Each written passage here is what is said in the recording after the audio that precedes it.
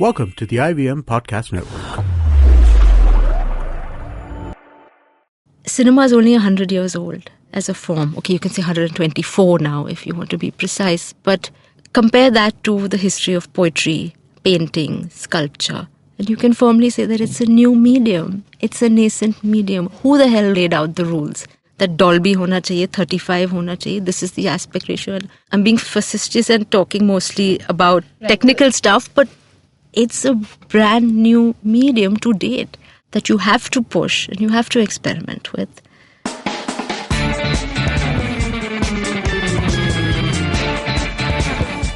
Hello, beautiful people. Welcome to Anything But Bollywood, where we talk to creators, filmmakers, and curators of the moving images. But it's with one condition, that they be working in spheres that are anything but Bollywood.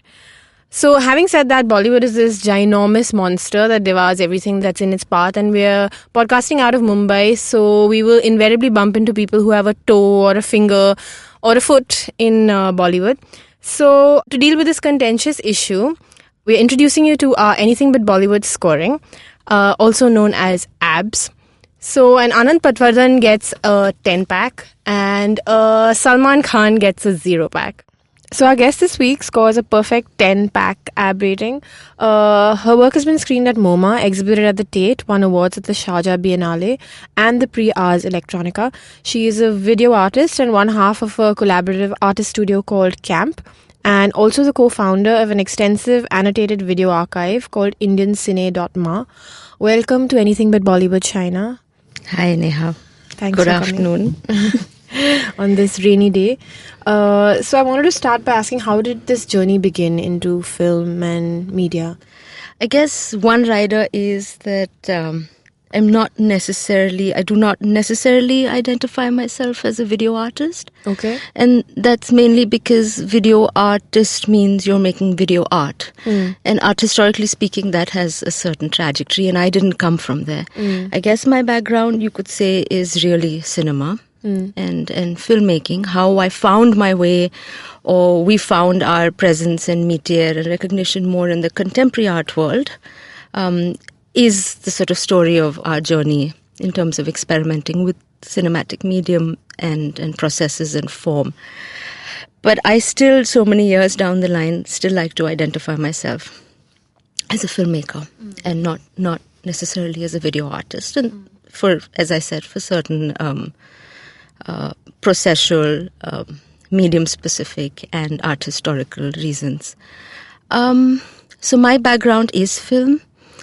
That's what I studied. But somewhere in about 2007, I came together with Ashok Sukumaran and a younger colleague of ours, Sanjay Bhangal, to set up Camp. And this morning, as I was coming here, I was thinking about this title, right? And of your podcast, Anything But Bollywood. And I was puzzled by the binaries. And then I thought about it. I said, how does this title really relate to me? And it took me back to that time in 2007 when we set up Camp. By then, actually, it's Ashok who'd won the Pre-Ars Electronica, the Golden Nika of sort of interactive arts and new media arts in 2006. I had also shown a lot of my experimental video works in similar venues and within the contemporary art world. And we felt we had some confidence in our practice. And our practice really came from a mix of architecture, public intervention, a serious commitment to what constitutes the public, be it online, be it on the ground, and also unpacking what is a really wonderful, muddy, impure and collaborative medium called cinema.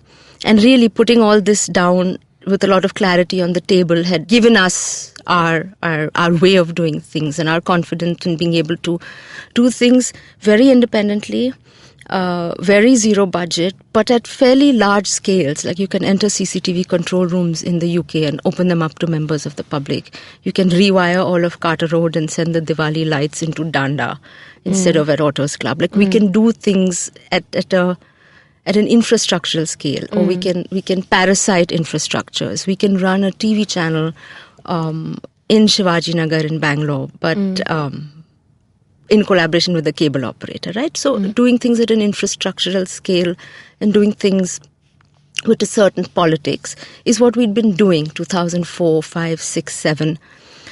And 7 is when we said, let's organize ourselves better. We have the confidence of doing these very autonomous but somehow large-scale projects out of nothing. What would it mean if we could then organize this thinking, this practice, these forms of doing things and the ways, there's certain modes in our practice better? And that comes at a cost, right? To abandon your anarchic, nomadic practice to say we will set up a space and a way of working called camp. And I think the reason that convinced us to do that was the fact that for many, there isn't anything but Bollywood to go to in the city, right? If you were a young filmmaker, getting stoned and happy and dreaming of making a more rigorous and more challenging and more formally breaking out of certain ways of doing. If you were someone aspiring to do that kind of cinema, what could be your examples? Because otherwise you come to this city and you have to fall into a certain rut of being an AD and then going up a fairly abusive system in terms of how you go up this... rising up the ranks. Yeah, rising up the ranks in this mainstream industry. And I have to say, within the contemporary art circuit, you had the gallery scene, and the gallery scene was booming in 2007. Right. You had galleries coming up in the heart of the financial district, prime rent, prime real estate. Even the gallery scene was entirely economically driven. It wasn't driven by artists running and squatting some district and changing the art scene by their work. It was entirely monetarily driven. So I think because we had these binaries and because the city also is not academically strong, you don't have too much of a, nice kind of leak out from the university scene. We really felt quite bereft and thought that maybe this is where camp can step in, right? There have to be other alternatives. It doesn't mean that everybody must come to work at camp, but we can stay with the trouble, stick with it, and create another space, another form of collaboration, another sort of political economy of how you make archives and how you make collaborative films and how you work together, basically, which is what you do in cinema. One person cannot do it. It is an entirely collaborative medium. Right. And... Okay, I want to come back to the question of the physical space. So I want to go back a little bit to the beginning. You started out in documentary, you assisted Saeed Mirza. And so what was that experience like and how did that transition then happen for you? Were those ideas forming before that? Or was a lot of a reaction to that form of documentary filmmaking? So this is 1997, exactly 20 years ago, and I was assisting Saeed Mirza. I had started writing with him. Of course, when you're 20, you dream of making fiction film, right? That's your desire. And Saeed and me were writing together, like 20-year-old me and he being my mentor in so many ways. And I remember wanting to go off to FTII in 96, and that's the first year they had a 0 semester because... what is a 0 semester? Well, the students went on strike to protest against the sort of the neoliberalized changes that were going on in the syllabus. The courses were being shortened, the fees were being hiked. It was trying to be broken into a more polytechnic-like setup. And the ethos of being able to do a 4-year intense program in, say, direction or cinematography and work with celluloid and all of this was completely in flux then. And that lockout, and by 0 semester, I mean then you're not taking new admissions because there's... and so that came in my way of joining FTI. And so I continued to assist Saeed. And in India's 50th year of independence, he was given a carte blanche by the Ministry of I&B. I think they picked up 5 filmmakers and said, here's a budget and it's 13 episodes to be aired on Doordarshan to commemorate 50 years of independence. But kuch bhi karo. They really were allowed to determine the program themselves. And Saeed said that he wanted to travel India non-stop by road to meet the, and I say this in quotes, ordinary Indian. So on one level, which is just exposure to your country at that early age, and this being lucky enough to have traveled the length and breadth of the country over 6 months, it has really shaped me, right? And what I understand of, certain ethnography of people and certain political situation of things in the country. But on a filmic level, it's influenced me more than it has in terms of my general knowledge about the country. At each step of that project, I was questioning documentary. I was questioning our technology, one beta camera, one boom operator, big-ass boom rod, skimmers, things to reflect lights, assistant cameraman. We ourselves were a crew of 17, 3 Tata Sumos, 1 tempo traveler, burrowing our way one place after the other, one village after the other, and trying to do a certain kind of documentary that I kind of started questioning each day. Being an assistant director, you do the logs, you watch the footage assiduously. This practice of, no matter where we were at night, running a generator, dubbing the beta tape to VHS and doing these logs made me really reflect on the material nature of what we were collecting, right? In the day, I would have this outward experiencing. Why are we asking these questions? Why are we finding subjects this way? Why are we shooting like this? And then seeing the material, having a closer reading of the footage later, really made me. Maybe I hadn't understood. I didn't have answers. I didn't know. Okay, ऐसा documentary नहीं करना है, लेकिन ऐसा. But I had lots of questions, and I think that's been the most formative part of my departure from a certain way of filming and from a certain slightly renegade way of trying to do things not necessarily in this apprentice-based way, being a bit of an autodidact, being able to have a confidence to break out. The experience is important for me because I questioned how we make films. It's also important because that questioning came at a time when you had mini DV and you could edit on your souped up desktop. Right. I mean, it still wasn't easy. You couldn't afford Macs. I remember the days. Capture cards and but you could do it. Yeah.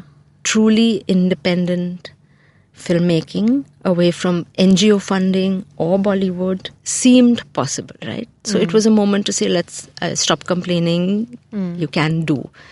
And I think that's something that stays important for me, to have been able to experiment, fail, hundreds of hours of footage and unfinished mega film that I was doing on Bombay City, trying to do it zero budget, editing on a computer that would crash every month. But those experiences are quite right. I think the failed important. films are important. Absolutely, yeah. So your early work, I remember the first time I heard or read about you was this KhirkeeYaan project, and it sounded really fascinating. You took these security cameras and you set it up in this neighborhood and you got a community in conversation with each other. So I haven't actually seen, I just seen some images of it. Can you tell us about the project? It sounded really interesting. About your learnings with that. Was that your first kind of project where you experimented with CCTV and... Yeah. So since we're on the sort of linear narrative arc of, say, the the experience of a certain kind of ethnographic filmmaking or documentary with Saeed, I'll allude to, say, a classic interview process that one would do as an assistant director, which I questioned, right? You find a group of women, you get them to sit down together, you set it up like a family portrait or a little majlis of women chatting, and then you ask your line of questioning, right? And you massage the people, you ask, you get more probing. They're a bit aloof at first. You gain their confidence, you warm them up, and then meanwhile, this is you, the author, and her the subject, or them the subjects. And meanwhile, the camera is doing its own song and dance, which is get closer, get closer, get closer. And then we ask you all the really high gravitas, gambhir questions, and the camera is going to close up on your eyes, and then you break down. Kind of emotion. And so this kind of pornographic way of filmmaking is something that deeply disturbed me. And I'm working with someone like Saeed, right? His insaniyat quotient, you'd give him 100 on this list, right? I wasn't working with some like all-out jerk, right? I'm working with an extremely sensitive person, so he's not necessarily the problem. Neither are the subjects. Is the cameraman the problem? Like, there's something wrong in this equation. And this is what I was putting down on the table when I thought of KhirkeeYaan. And so in KhirkeeYaan, simply the television set, which was in the house of, say, the 4 Nepali women or the 5 Bahuranias and the SCD booth, we basically, over a series of different episodes, connected 4 neighbors. And in some cases, this was sweatshop factory workers doing zari kaam and making designer bags in the basements in Khirki. In some cases, it was like Nepali. This was a suburb in Delhi. Yeah. So the basic interface, and it's hard to explain it without experiencing it or seeing it, but it was a live TV broadcast. So instead of a camera or a lens in a very classic way, stealing your image or shooting it to be seen elsewhere or edited and then represented back to the subjects, here was a live pipe. And the live feed was coming out through the cable TV jack, which is on like the back of every TV, right? So on top of each TV was a 500 rupee static CCTV camera that I just placed there with double-sided tape. So the image of all 4 people speaking was being captured live, analog, no computers, no Skype. So they could hear each other as well. And they were talking. They could hear each other. They could see each other. They were sitting where they would normally sit to watch TV. Right. So it's a place of comfort, but you're seeing yourself, but you're also seeing everyone else, because not only was I using CCTV cameras, but I was using the CCTV quad box, which you see in the lobby here, right? You're seeing all the 4 cameras. Right. So then you were seeing 1, 2, 3, 4, the 4 women or the 4 locations. And I think what it changed was, where's your gaze? Where is that classic framed gaze? We could call it the male gaze, but you and me could film the same way and then say, oh, it's not a male gaze, it's us. Right. No, the problem is still in a certain way of containing an image, in a certain way of framing your subjects. Now, where was the frame, right? There were 4 women all talking and the image was coming outwards, right? It was not being contained because they were already receiving their images on TV. And where was the need for a person like me or you to come in and do a kind of interview? They were already in conversation and they were conversing with each other from the safety or the comfort of their places. So in many ways, KhirkeeYaan for me was another formative moment, because it allowed me to, by way of a formal experimentation and formally unpacking documentary, and in particular the roles of the subject, the author and technology. And these 3, is the author in control? Is the camera in control? Is it lens-based? No, they're looking out of their TVs now.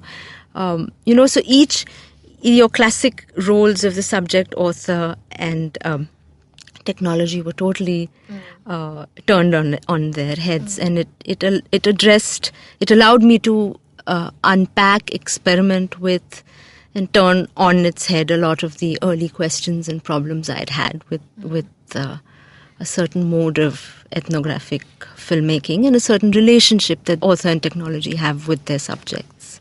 And were there any learnings in that process, things you discovered? Yeah, I mean, the first was that when the subaltern speaks, or when we ask that question, can that subaltern speak and how should she speak, we have to understand that we do not have to hear about their problems in their own voices. And I think that's a fundamental issue with certain kind of documentary filmmaking, right? We go in and we want them to tell us, we want to empathize, we want to be the audience who comes out rewarded because we have been let into the lives of someone else. We've been privy to their human condition, we've been touched, we've been moved. This is what we want as audience. And that's bullshit, right? I mean, you go back to Brecht, who was saying it's essential to be alienated. You have to have a separation. You have to lift this fourth wall where, no, for that moment, you're not her. You're not, you can't feel like her, and you will never be her. So this problem that, as an audience, I have to be able to feel her, get to know her, is fraught, for one. Secondly, we're used to the fact that if that subaltern is empowered to speak, she will speak about her problems.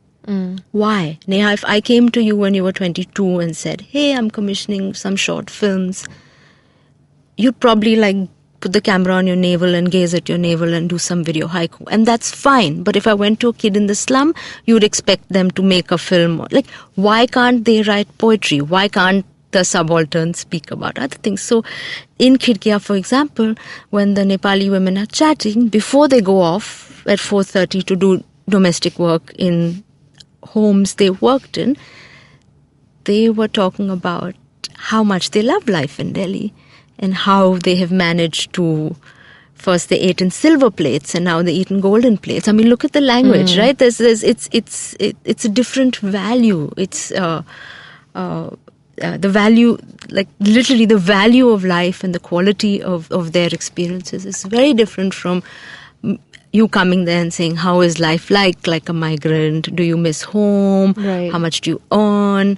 And so on, right? Yeah. So that's the one thing that and that I'd learned earlier on as well when we were running TV channels as well, that when people can express themselves interestingly through this medium of documentary film, they can find as creative means as we.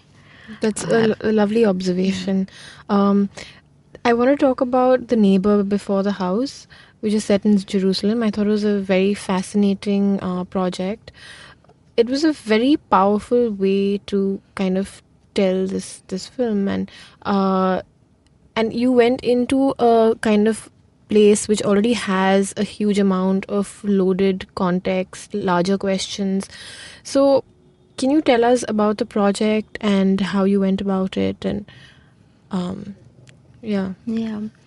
I mean, like you said, the context is so loaded, right? And then you're being invited by a curator, and follows the same logic like, say, a film commission or like early research or something.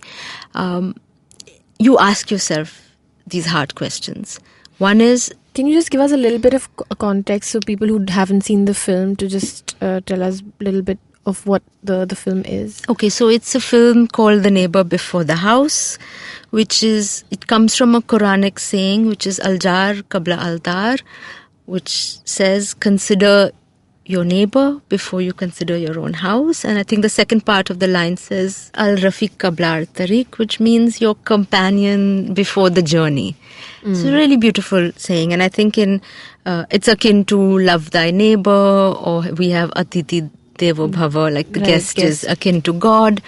It's a form of radical hospitality. Anyway, that's just the title. But before I tell you how the film was made, I think I asked myself those very loaded questions, right? Why should I be the 1500th and 45th filmmaker to go to Palestine? Because I politically feel for the cause, right? I know what my standing is on Israel-Palestine, but do I have to be that 1500th odd filmmaker going? Because there are enough films being made.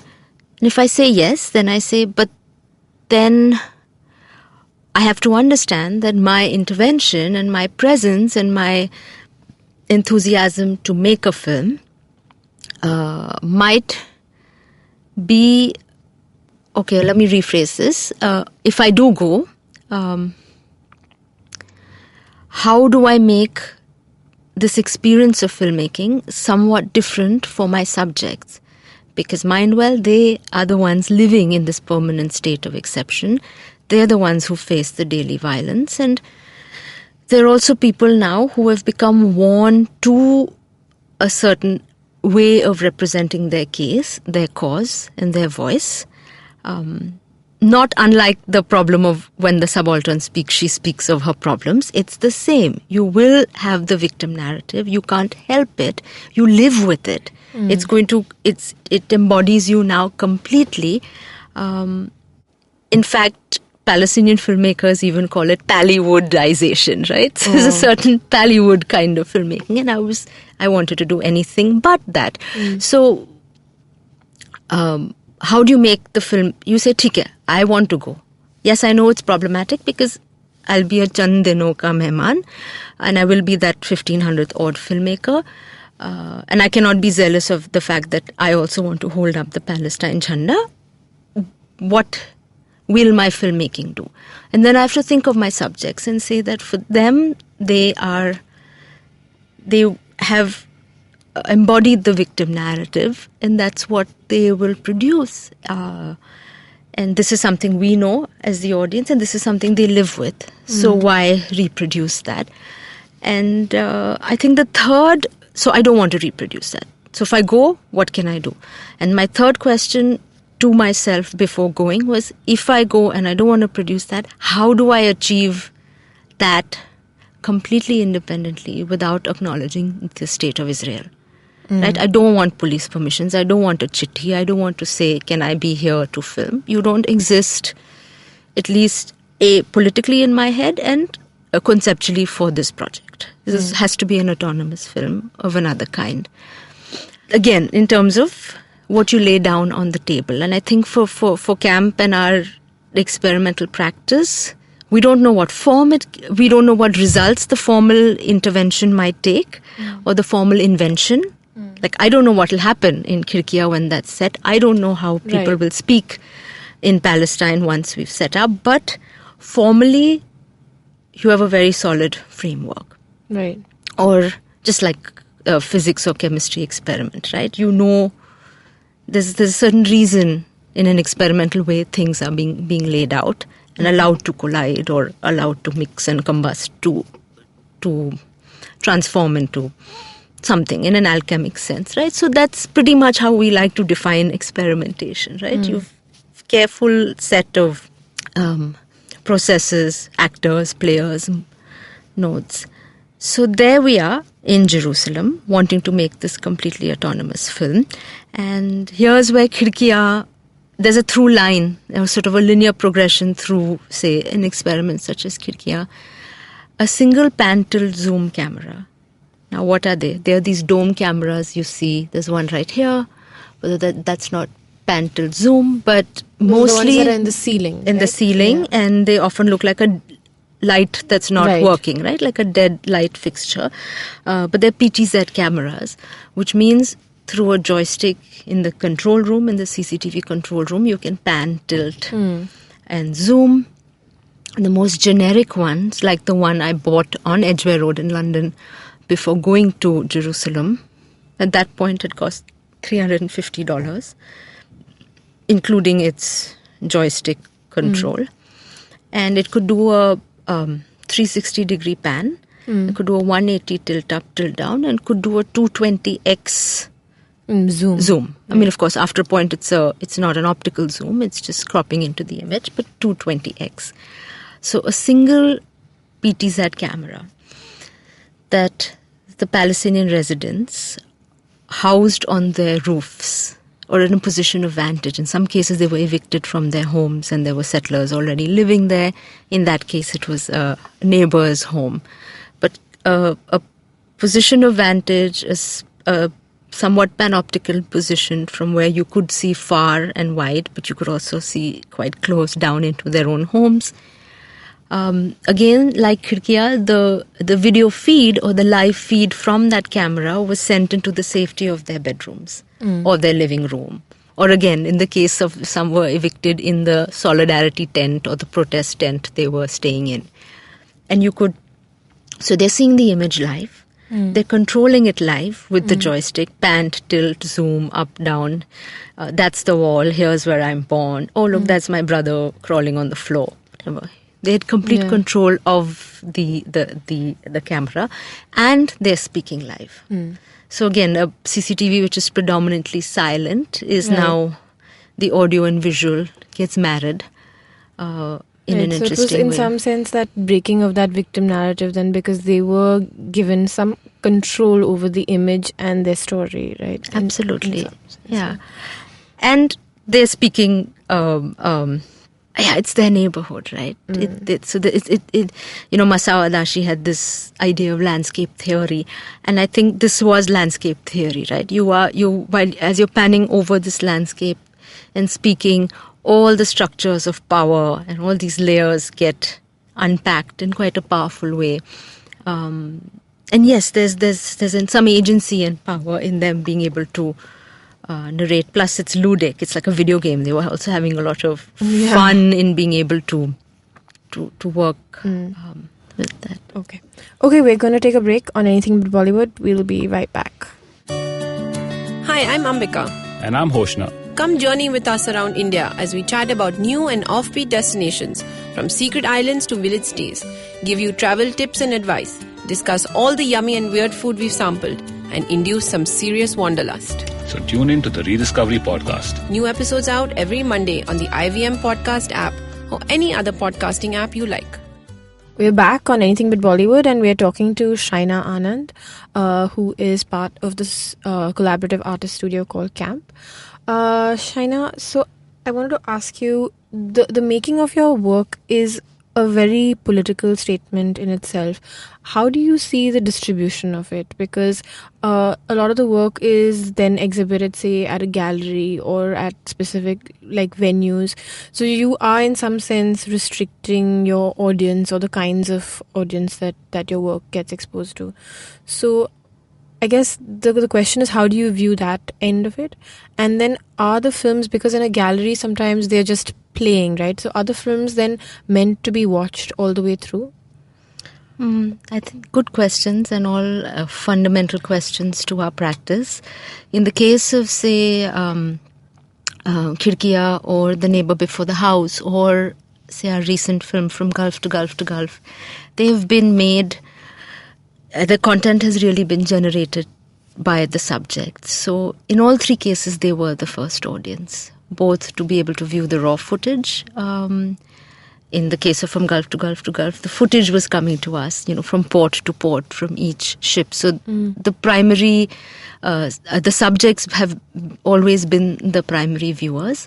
Again, in the case of, say, KhirkeeYaan or The Neighbour Before the House, the televisuality, the instant reviewing of the footage, its liveness, again has been the first...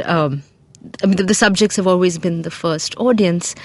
There's a little step in the middle, which is since 2007, we've been running Pad.ma, Public Access Digital Media Archive, and we take care of the raw footage. We also put it in the public domain. So it's not just the film that is set free. And once it's set free, it can enter a gallery, a film festival, be streamed online, be downloaded by anyone. But even the footage is something we like to redistribute. And from the early experiments with cable TV feed and running these cable channels, distribution for us has always been key. And there is a universal audience, and we believe the film can be appreciated wherever, whenever, and through all possible distributive channels. So our films are online to be downloaded, and that should not come in the way of, say, a museum wanting to collect the work. Right. That is also how one works hard for their money and can continue to live and do what they do. So we like to, we're okay with it's multiple forms of reception. With the sailors, with From Gulf to Gulf to Gulf, since the primary medium of the material in the film is cell phone videos filmed by sailors. The film is now being watched mostly on cell phones, right? So there's a 3GP version that I think is seen most on those board times in boats, or the DVDs in Jamsalaya that the photo studios keep burning, or the various downloads, or the film festivals it's been to. With that film, it somehow doesn't seem to stop. The film is always in circuit. The gallery question is always the toughest one because of the duration. We have tried our best to lay down certain guidelines for it. For example, From Gulf to Gulf to Gulf, when it premiered in the Sharjah Biennale, we built a purpose-built cinema. It was an open, just a grandstand, like stepwise seating. And the film played on the Corniche in the open on a big screen every night at 8 p.m. For the duration, from March to April end.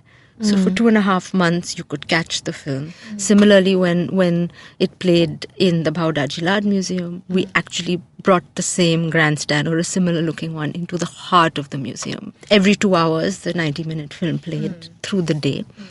So we tried to be very careful about the seating, about the conditions. A film like Neighbour, Before the House, was actually tailored to loop on 60 minutes. So the machine starts on the hour. So if the museum or the gallery opens at 11, and if it's a group show, of course that's also how we deal with group shows, then you can see other works and say, if I am an engaged audience and do feel like seeing the whole film, I will catch it on the hour. So these are ways one has dealt with it. I myself am now a weary art goer, and I know how I've checked on films I really want to see, but just given it 4 minutes and walked out. But then you return to them if you want. And I've also found myself making time to sit down for 2 hours inside a big group show or a biennale when there is something you really want to see. So how do you end up sustaining these projects financially? You mentioned, is it mostly through museum grants? And I think we take each day as it comes, really. The Jerusalem project just paid for our air travel and $350 to buy the CCTV camera. And when I left, I was rated enemy of the state at Tel Aviv airport. Oh, really? So, they'll body search you and then put a 6. When you're 1, you're a Zionist. When it's 6, you're enemy of the state. God.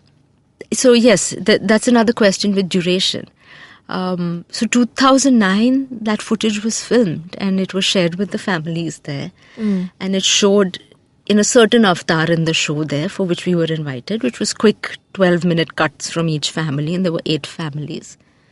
But then when we came back home, it entered Padma, it entered the archive. And 2 years later, when we were invited for another Biennale, we asked for a small grant, a couple of $1,000 to be able to edit it, and then that's when we gave it the form of its feature-length film.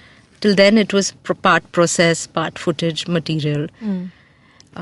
So in that sense, things take their time too.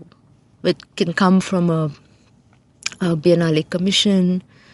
Thus far, we've not really applied for like film production grants, but there is a world out there where one can do that as well. But we've tended to work quite economically with and Padma, the archive, is funded. We're lucky to have funding and support for that. Okay, that's the online archive. That's the online archive. So, Indiancine.ma&nbsp, that is what? So Padma began in 2007, public access digital media archive. And in 2013, in our cinema centenary year, Padma had a little sister.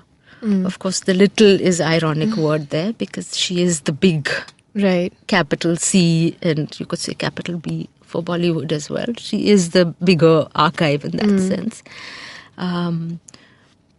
So in 2013, we took Padma's back end and framework and software, which is an incredible thing in itself. Nothing like it exists, and this has it's been quite amazing. It's all annotated and with notes and everything. And cut detection and how all sorts of possible ways to be able to have a closer reading of film, and how video and text sit closely together. And it'll be 10 years this year for Pad.ma, and it's been a very close collaboration, again, with friends.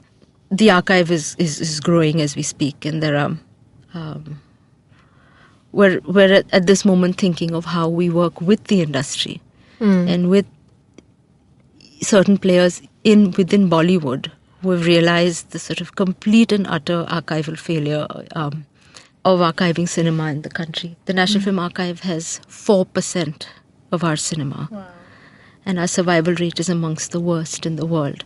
So thankfully there are people in this city who have come forward to work very closely with us and realize that we've been doing it. We already have more material than the National Film Archive. Oh, really? And we think, we're not in the world of celluloid conservation where we can raise that much money to conserve one film. Right. But we'll find the last Ghisa-Pita VHS of a lost film and still consider it just in case, just in time. Right. And there it is, right? So for us, we're not judging. So it's a digitizing process, and it'll be an online archive, right? It's already, it's got 36,000 films, and so the film becomes the spine and the backbone, but then around it comes and this is all open access, as in anyone can... Yeah. Okay, that's amazing. Yeah. Okay. So your work operates in this very narrow space where a lot of people would find it maybe difficult to understand or comprehend or relate to. So do you have to deal with having to explain it and clarify it? And are there any frustrations with that? What do you mean by narrow space? You changed your question. Okay, not narrow space, an alternative space that is not the mainstream, which is what usually most people get. You mean formally, vis-a-vis the language of the film? But even like as it's not a traditional documentary, like how do you explain that to someone that, it's not a documentary? Yeah, I think that will be a lifetime's commitment, right? If you want to, I wouldn't say be the avant-garde, but if you want to rigorously push form at each point, you're not doing this out of some navel-gazing experience or a delight of me and my genius author self. You're doing this because you're compelled by a faith in the emancipated spectator and the emancipated audience, and you want to raise the bar. You want to push the language of cinema.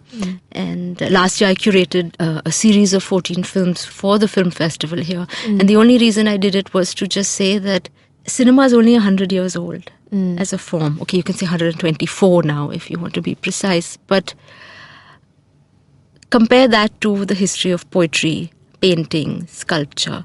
And you can firmly say that it's a new medium. It's a nascent medium. Who the hell, laid out the rules? Right. That Dolby hona chahiye, 35 hona chahiye. This is the aspect ratio. And I'm being facetious and talking mostly about technical stuff, but it's a brand new medium to date that you have to push and you have to experiment with. And you have such legacy of myriad forms of telling stories, say in theatre or through dance, over millennia and over centuries. And there's always been innovation and experimentation at each stage. Some classical traditional things stay, other things are made. We're only 120 years old. This cinema as a form has to be experimented with. So we really believe that yes, it's easy for people to enjoy a Bollywood film because that's what you've been served and that's what you've grown up with. But if 50 of those Bollywood films were made differently, then maybe these films won't be hard to read or to experience. So that's an ongoing thing where you have to believe that your audience is emancipated enough to be able to experience this. And I fall back on Brecht there again, like it's fundamental to sit back and say, wait a minute, I can't understand what's going on, and then engage. Because then you will look at the image closely. you'll think.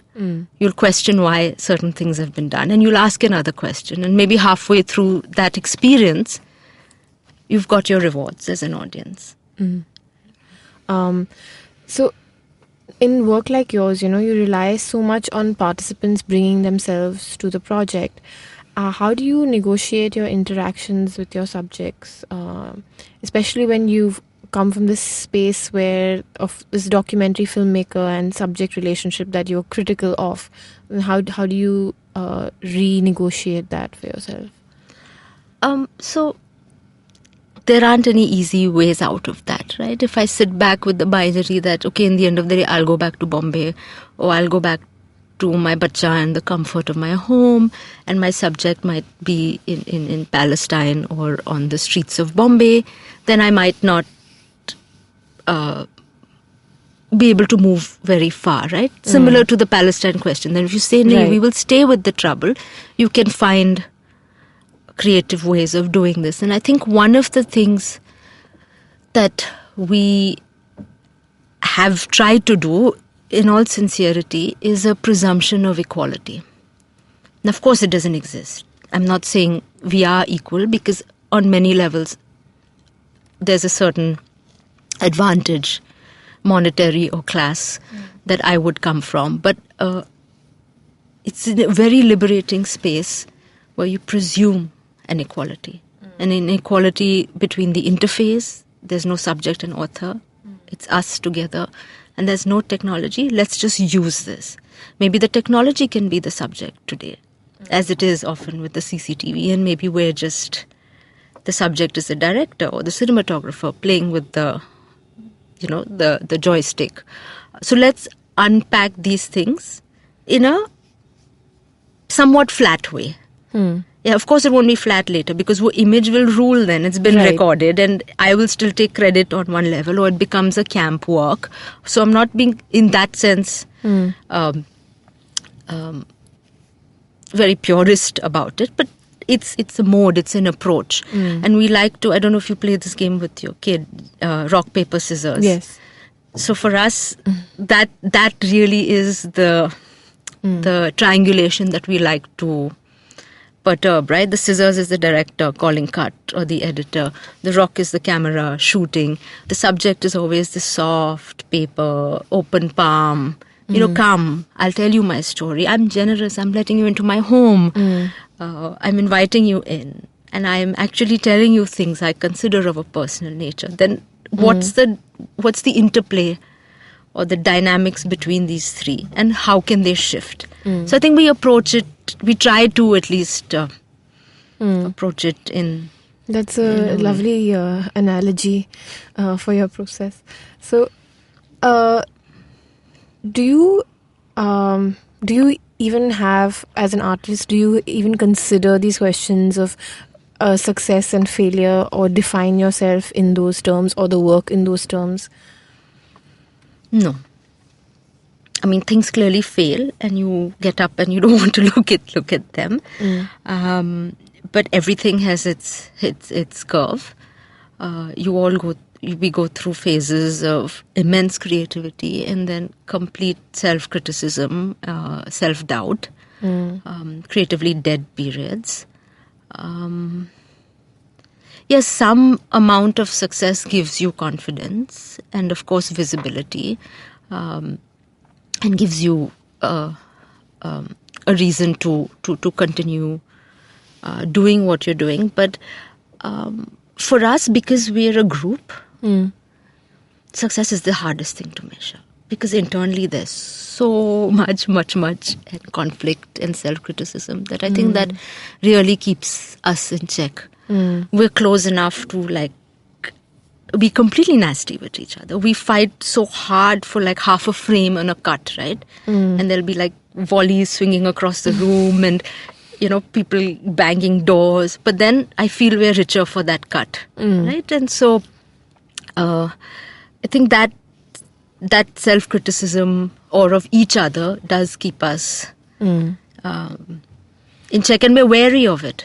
I would much prefer difficult questions, like you said, about people having a problem engaging with the film than coming out and saying, oh man, wow, so you're wary about that as well, right? Right. So it's So then, do you have ways in which you negotiate this collaboration? So it seems like this is almost like that is the method, right? The collaboration is the method of work. So you spoke about the challenges of that collaboration, but are there any ways in which you successfully negotiate those challenges? How do you get to like breaking points, and how does that work? And especially since one part of this is Ashok, who's your husband as well. So how do you manage that relationship? It's really hard. But now, I don't know, we've been doing it for, I'd say, 16 years or longer, I think, 18 even. I think the safety net is that you can be completely critical. You can be extremely self-critical and critical of each other, but do it in a way where there's still a comfort and a trust that it's being said for something we care about and have nurtured in one sense together. And of course, that's never easy, because then we're the hardest on ourselves and not on anybody else in the studio ever. And sometimes it's an interplay with one dominant voice over the other and all of that. But I would just broaden it and say this is the nature of collaboration. And it's true with everyone we work with, even the entire collective that runs Pad.ma or Indian Cinema. We're all large-headed individuals, but we also love each other, and we also are creating and nurturing something together. Of course, being a couple and bringing all this home is, of course, an irritating thing, and that is the challenge. How do you separate it? And obviously, we fail. You cannot separate it. But then you cannot anyway, right? For an artist, their way of life and what they do becomes everything. So we've given up attempts at any kind of separation, because that's clearly not possible. So I wanted to talk about the group, which is Gulf Labour, and both you and Ashok, along with a whole bunch of other artists, are part of it. You're protesting against the construction of the Guggenheim in Abu Dhabi and the Saadiyat Island. So I believe Ashok was stopped from traveling. So can you tell us about your involvement with that? Yeah. So Gulf Labour is a coalition of artists worldwide.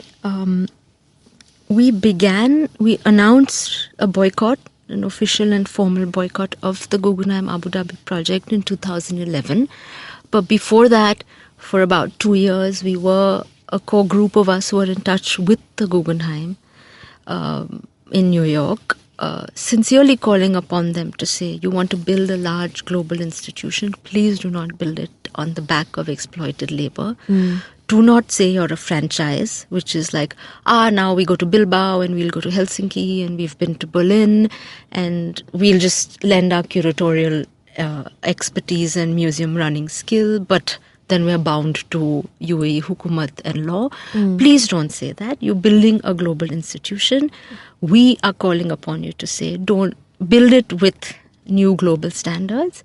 And if you do it as an exemplary act, others could follow, right? And in parallel, this was being done with NYU Abu Dhabi. But of course, both through the hands up saying, UAE law, hum kuch nahi kar sakte. Not acknowledging the elephant in the room, which is this, you're getting a huge amount of money to run this franchise. You will want to put us in that museum. Right. This world of contemporary artists, more so contemporary artists from the region, Middle East, North Africa and South Asia. Please listen to us. And there was a lot of backdoor letter writing, and of course, they refused to move. So in 2011, we launched it as an open boycott, and there are currently 2,000 artists and curators who are still very much signatories of the boycott. The journey between 2011 to now has been quite interesting. we realized the Guggenheim clearly doesn't care. We stepped in. All of us had to turn into field reporters, researchers, study human rights reports, do our own independent reports. A lot of deep engagement has happened on the ground. And time and again, we come back to the same thing. All we're asking for is living wage. Right now, a construction worker in Bombay earns more than what the Desi construction worker, than what he's earning in the UAE. That's because they take loans, right? Or they pay to get there. No, the recruitment fee is another masla. Okay. An average of about $2,000 is what they pay to get there. But so there is that repayment. But even what they earn in a month is I would say you need that salary to go up at least 3 to 4 times the amount, which is affordable. That is the UAE standard of living and a wage rate. So we asked for 3 things: waive the recruitment fee, give them a living wage and a higher wage. The third, which often becomes the most contentious one, is the right to free association or organize, right? You cannot be a union there. So there are very few ways for workers to have a collective voice or to even organize themselves to with their grievances. That said, there's a strike every week in the UAE, inside labor camps. We just don't hear about it. So, of course, there is dissent at every stage. So I think the more we got on the ground, the more research we did, the more we published. This has created some kind of anxiety in the UAE. And in March of 2015, Andrew Ross, and professor from NYU, who's been a key member of the Gulf Labour Campaign since its inception, was banned. And in May that year, both Ashok Sukumaran and Walid Raad were both also banned. And it's very alarming, and it hurts because someone like Ashok has had a very deep relationship with the region, not just through from Gulf to Gulf to Gulf, but also from his sustained engagement with the issue of Gulf labor in general and the migrant workers. Of course, it's been easier for him as a man to access the labor camps and things, and to lose, to block the access of someone who has a very nuanced understanding of what's at stake there is quite sad. I mean, the art world was up in arms. We had letters signed from. Yeah, I know. I think last year really there was a lot of public kind of recognition for the issue. I think so. I think there's definitely had some effect because a lot of people heard about it and were talking about it at the time. So yeah, yes and no, but there are so few Indian artists on that boycott. And it matters. It's South Asian labor. It's Indian, Pakistani, Nepali, Bangladeshi labor. And it's okay to say, but what are you doing boycotting the Guggenheim? Why do you show your work in China? Or, these kind of purist things, everything is built on unequal labor. The lives we lead are, But no, we really believe that if one institution, which was a contemporary art institution, lost its constituency of people, which were South Asian and Middle East artists, then they would get up and listen if the boycott is much stronger. And B, if they really care, they could make that small difference. Okay. I wish the group luck with this, and I hope this Guggenheim does not get built under these conditions for sure. Yes. What does the future hold for you in terms of technology and the change that it's brought about? Is that going to make a difference for your work, or is it just... you were using some form of Skype in that CCTV experiment, so... Yeah, no, totally. Technology changes what we do every day. Right now I'm busy resisting the Aadhaar card because it's a form of technology-driven biopolitics that I do not want. Technology has changed how we receive and read things so much in the last few years. We've had the phenomenon of leaks, for example, right? And the leaks are really interesting media phenomenon. Like the Sharjah tapes, right? Yeah, for example. Yeah. I mean, like with WikiLeaks, right? When the diplomatic cables are leaked, you could just say, "Ha, usme kya hai? I know what US did in Iraq." But it's 250,000 cables. If some nerd wanted to get deep into it, we'd really know something more. Right? Whether investigative journalism really went hard into it. And similarly with the Sharjah tapes, we can say, oligarchy, big media, big politics, big companies. Okay, we know their nexus. What do the tapes tell us? No, but the devil's in the detail. And phenomenons like these are cogent and have a certain charge that it behooves artists working with technology and forms to acknowledge, to archive, to understand. We've been trying to research the whole phenomenon of sting operations, also citizen vigilante videos, right? You had the Aam Party when they came into power in Delhi. In the first elections they won. The next morning, Kejriwal was telling people, sting kar lo sabko. Tumhare haath mein weapon hai, your cell phone is your auzar, it's your weapon. And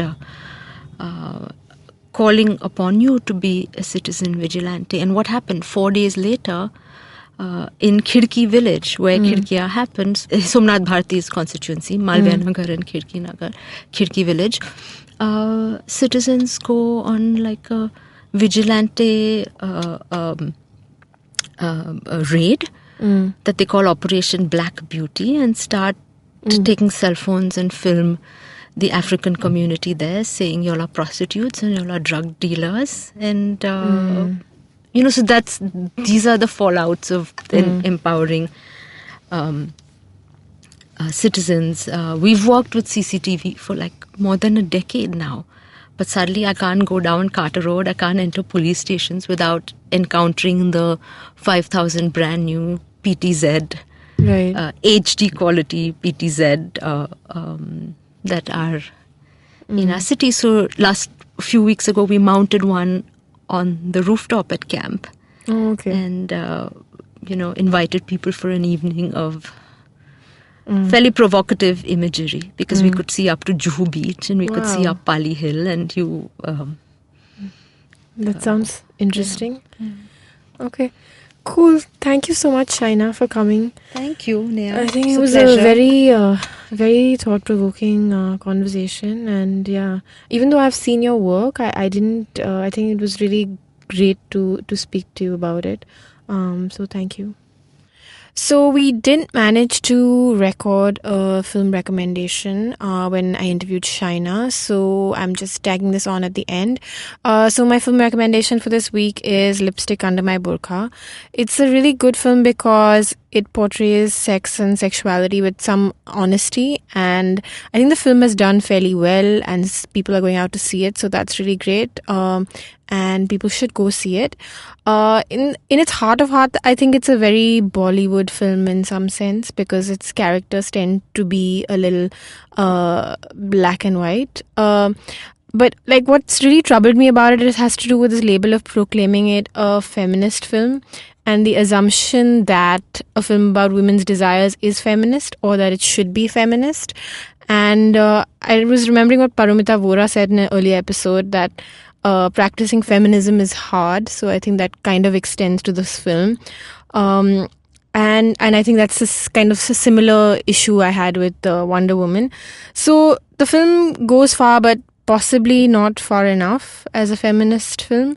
So if you've seen it and are struggling with these feminist issues and labels, or you have any feedback to give us, please tweet me at Neha R-Thak. So that's Neha R-Thak, Thak. All right, that's it. That's our show for this week. Thanks for listening.